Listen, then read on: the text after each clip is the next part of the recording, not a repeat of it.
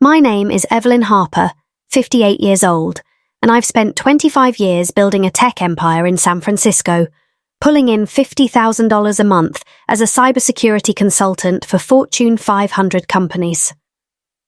My daughter Lily, 29, never knew.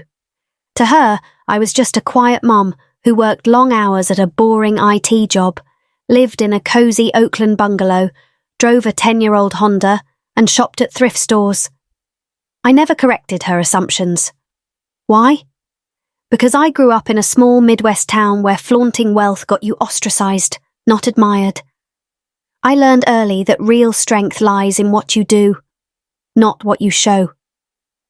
So I saved, invested, and built a fortune in silence, my wealth tucked away in portfolios and offshore accounts. My joy was watching Lily grow into a kind, grounded woman, a nurse who cared more about her patients than her paycheck. But when she called me last spring, her voice trembling with excitement, I sensed trouble brewing. "Mum, Ethan's parents invited us to a gala in Napa Valley this weekend. They're big in the wine industry. They want to meet you. Can you come?" Ethan, her 30-year-old fiancé, was a charming architect with a bright smile and big dreams. His parents, Claudia and Vincent Moreau, owned a vineyard empire worth millions. Lily's tone wasn't just excited, it was anxious, like she was bracing for judgment. "What do they know about me?" I asked, stirring my coffee in my cluttered kitchen. A pause. "I told them you work in IT, live simply, nothing fancy." Her words stung, not because they were wrong, but because they carried an unspoken apology. I was the modest mum she felt she had to explain. "All right, sweetheart," I said, keeping my voice steady. "I'll be there." I hung up, glanced around my home, worn couch, chipped mugs, no hint of my wealth, and decided to lean into their expectations. If they thought I was a struggling nobody, I'd let them. I wanted to see how they'd treat someone they deemed lesser. I wanted to know who they really were. Because in my line of work, I've learned one thing. People reveal their souls when they think you're beneath them. The gala was Saturday at a sprawling vineyard estate, all rolling hills and twinkling chandeliers. I chose my outfit carefully, a faded navy dress from a second-hand shop, scuffed flats, and a cheap plastic purse I hadn't used since the 90s. I tied my greying hair into a messy bun, skipped makeup, and looked in the mirror. I was invisible, ordinary, perfect. I took an Uber to Napa, the driver chatting about the event's exclusivity. "You sure you're going to this place?" he asked, eyeing my outfit. "Oh, I'm just meeting family," I replied with a shy smile. The estate was breathtaking, marble floors, crystal flutes, guests in designer gowns and tailored suits. I spotted Lily near a fountain, radiant in a borrowed emerald dress, her arm linked with Ethan's. He wore a sleek black tux, his dark hair perfectly styled. Beside them stood Claudia and Vincent, both in their early 60s, exuding old money elegance. Claudia's red gown shimmered with Swarovski crystals, her diamond necklace catching the light. Vincent's bespoke suit screamed wealth, his silver watch glinting as he gestured. I shuffled toward them, clutching my purse, my steps hesitant. Lily saw me first, her smile faltering. "Mom, you made it!" Her hug was warm but quick, her eyes darting to Ethan's parents. Ethan shook my hand, polite but stiff. "Ms. Harper, great to meet you." Claudia's gaze swept over me, her lips curving into a smile that didn't reach her eyes. "Evelyn, is it? So nice you could join us." Her handshake was limp, her tone syrupy. Vincent offered a curt nod. "Welcome. Enjoy the evening." They turned back to their conversation with a couple in furs, dismissing me without a second glance. I sat at their table, the farthest chair, as waiters glided by with champagne. The gala buzzed with laughter and clinking glasses, but I felt the weight of Claudia's occasional glances, her eyes cataloguing my dress, my shoes, my purse. "Lily tells us you work in IT," she said during a lull, her voice loud enough to draw attention. "Must be steady work." "It pays the bills," I replied softly, playing the part. "Just basic tech support, nothing special." Vincent chuckled, a low, patronising sound. "Honest work. Not everyone needs to chase ambition." The jab was subtle, but I caught it. Lily blushed, staring at her plate. Ethan shifted uncomfortably. Claudia leaned in, her perfume sharp. "It must be hard, though, living alone in Oakland. Rent's not cheap these days." "I manage," I said, eyes downcast. "I don't need much." Claudia's smile widened, pity dripping from it. "That's so admirable. Simplicity is charming." The word stung, but I nodded, letting her dig her hole. Dinner was a parade of excess: truffle risotto, wagyu beef, gold-dusted desserts. Claudia commented on every dish's price, her voice a mix of pride and performance. "This wine is $300 a bottle," she said, swirling her glass. "You can taste the craftsmanship." I sipped my water, murmuring, "Sounds lovely." Vincent joined in, mentioning their new villa in Tuscany, their yacht in Miami, their donations to elite charities. Each word was a flex, a reminder of their status. I listened, nodding, playing the naive widow they assumed I was. Lily tried to steer the conversation to Ethan's projects, but Claudia waved her off. "Evelyn, do you ever travel? See the world?" "Not really," I said. "I like my routine. Parks, books, simple stuff." Claudia exchanged a look with Vincent, her eyebrow raised. "How quaint." The condescension was palpable now, her tone sharpening. Vincent leaned back, smirking. "Lily's always been so grounded. Must come from you." The table went quiet. Ethan cleared his throat. "Mum, Dad, maybe we can talk about the wedding plans." Claudia ignored him. "Evelyn, we've been generous with Ethan and Lily. We paid for their condo deposit, $60,000, not a small sum. And their honeymoon, a $20,000 trip to Bali. We believe in setting our kids up right." Her eyes locked on mine, waiting for a reaction. "That's wonderful," I said, voice small. "I gave them a little something for the engagement. Not much, just what I could." Claudia's smile was triumphant. "Every bit helps, I suppose." The air grew heavy.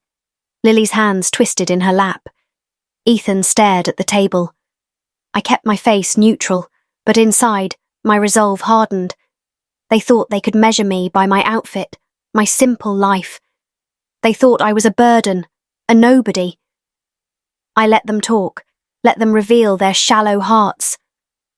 Claudia's next words were the final straw. "Evelyn, we want Lily and Ethan to thrive. No offence, but at your age, living on a tight budget, it's a lot for Lily to worry about. We're prepared to help, a small monthly stipend, say $600 to ease your burdens. In return, we'd ask you to give them space, let them focus on their future." The offer hung there, a veiled bribe to vanish. Lily gasped softly. Ethan's jaw tightened.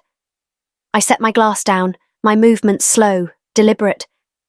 The timid Evelyn was gone. I straightened, my voice steady, sharp. "That's a kind offer, Claudia. But let's clarify.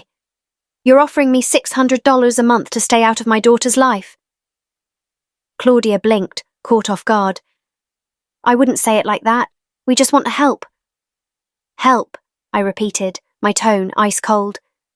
"Like you helped with the condo. $60,000, you said, and the honeymoon, $20,000. That's $80,000 total. Impressive.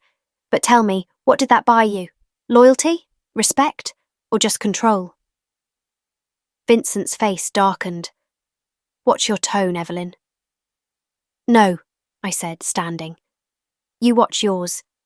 You've spent this entire evening treating me like I'm invisible, like my worth is in my wallet. You assumed I'm poor, struggling, a burden. You offered me pocket change to disappear because you think money defines people.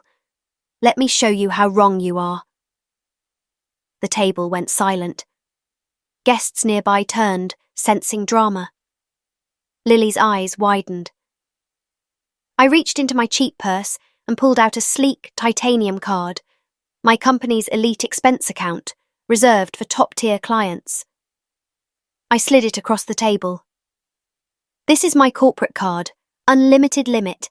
I'm not a tech support drone. I'm Evelyn Harper, lead cybersecurity consultant for half the Fortune 500. I earn $50,000 a month, have for 15 years. That's $9 million in gross income, not counting investments. I secure data for companies you buy your wine from. I've dined with CEOs in places you couldn't get a reservation for, and I did it all from nothing. No family money, no handouts, just my brain and my grit. Claudia's mouth opened, but no words came. Vincent's smirk vanished. Ethan stared, stunned. Lily whispered, "Mum?" I kept going, my voice steady but piercing. I dressed like this tonight to see who you really are, and you showed me, condescending, shallow, obsessed with status. You judged me before I said a word. You offered me $600. Vanish because you thought I was less than you. But here's the truth. I don't need your money, your pity, or your approval. I built my life. Can you say the same? Claudia clutched her necklace, her face pale. This is outrageous. You lied to us. I gave you a mirror, I shot back. You looked in it and saw yourselves. That's not my lie. That's your truth. Vincent stood, his voice low. You've made your point. Let's not ruin the evening. Too late, I said. You ruined it when you decided my worth was $600. Pay the bill with my card. Consider it a lesson in humility. I turned to Lily, softening. Sweetheart, I love you, but you need to decide what kind of life you want.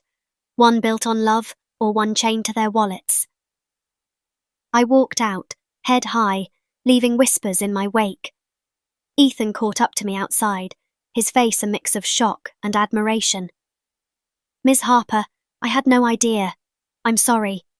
Don't apologize, I said. Just talk to Lily, set boundaries. Choose your path. He nodded, returning to the gala. I took an Uber home, the driver silent this time. In my bungalow, I slipped into pajamas, made tea, and sat by my window, the city lights flickering. My phone buzzed. Lily. Mum, I'm so sorry. I need to see you, please. I didn't reply. Answer yet. She needed time to process, to choose her truth. The next morning, I woke at dawn, my routine unbroken. Coffee in hand, I watched Oakland stir, dog walkers, joggers, life humming along. My phone rang. It was Lily, her voice shaky but determined.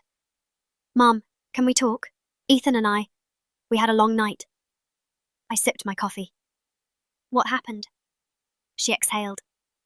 After you left, it was chaos. Claudia screamed about betrayal. Vincent called you manipulative. But I saw them, really saw them, for the first time. They're so obsessed with status, they forgot how to be human.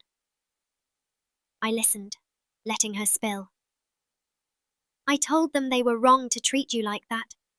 Ethan backed me up. We said we're done with their control, their money, their expectations. Claudia cried, said we're ungrateful. Vincent threatened to cut us off. But Mum, I felt free. For the first time, I wasn't afraid of them. My heart swelled. I'm proud of you, Lily. That took courage. It's because of you, she said. You showed me there's another way. I want to come see you. Ethan too. Tomorrow, I said. Take today to think. Real change isn't a moment. It's a choice you make every day. She agreed, and we hung up. I decided to clear my head with a walk through Lake Merritt. The air was crisp, the water shimmering. I sat on a bench, watching families and couples pass by, their lives simple yet full. A man in his 70s, wearing a worn jacket, sat beside me, tossing peanuts to squirrels. Nice day, he said, his voice gravelly. Perfect, I replied. He glanced at me. You look like you're carrying a story. I laughed. Perceptive, I had a wild night. Want to share? He asked, tossing another peanut. It helps to tell a stranger. I hesitated, then told him. About the gala, the disguise, the confrontation. He listened, nodding. No judgment. When I finished, he chuckled. You're a firecracker. Reminds me of my sister. She'd dressed down to mess with rich folks too. Taught me something. The fanciest people are often the emptiest. You're right, I said. They had everything. Money, status, but no heart. He tossed another peanut. I drove trucks for 40 years. Never had much, but I had my wife, my kids, my pride. That's wealth. You got that too, don't you? I smiled. Yeah, my daughter, my work, my peace. That's enough. He patted my shoulder. Keep that fire, lady. The world needs more like you. I walked home, his words lingering. The next day, Lily and Ethan arrived. Lily looked different, raw, real, no pretense. Ethan carried a quiet resolve. We sat in my living room, sunlight filtering through old curtains. Mom, Lily began, I'm sorry I let them treat you like that. I was blind. You weren't blind, I said. You were taught to stay quiet, but you spoke up. That's what matters. Ethan nodded. We set rules. No more money talk, no control. If they can't respect that, we'll keep our distance. Good, I said. Love doesn't come with strings. You're building something real now. Lily's eyes watered. Why didn't you tell me about your job, your money? Because I wanted you to love me for me, not my bank account, I said. I wanted you to value effort, not entitlement. Money's a tool, not a personality. She hugged me, tears falling. I want to be like you, strong, real, free. You already are, I said. Just keep choosing it. Ethan spoke up. Ms. Harper, I misjudged you too. I'm sorry, you're incredible. I smiled. Call me Evelyn, and don't apologise. Just be good to my daughter. They left, hand in hand, lighter. I felt it too. Peace, not from winning, but from truth. Over the next weeks, Lily and Ethan built their life, free from the morose shadow. Claudia sent a stiff apology text. Vincent didn't. I didn't care. My wealth wasn't in their approval. It was in my daughter's growth, my quiet bungalow, my honest life. One evening, I walked to the park again, the old man there with his squirrels. He waved. How's the firecracker? Still burning, I said, sitting beside him. Good, he replied. Never let it go out. I won't. I never will. Hey, did this story hit you as hard as it hit me writing it? Drop a like if Evelyn's truth shook you and share it to spread the vibe. Comment below. Where are you watching from and what's your takeaway? Hit that subscribe button for more stories that spark real talk. Check out the 2 new stories on your screen, and if you're feeling extra, send a super thanks to keep these tales coming. Love and respect always. See you in the next one.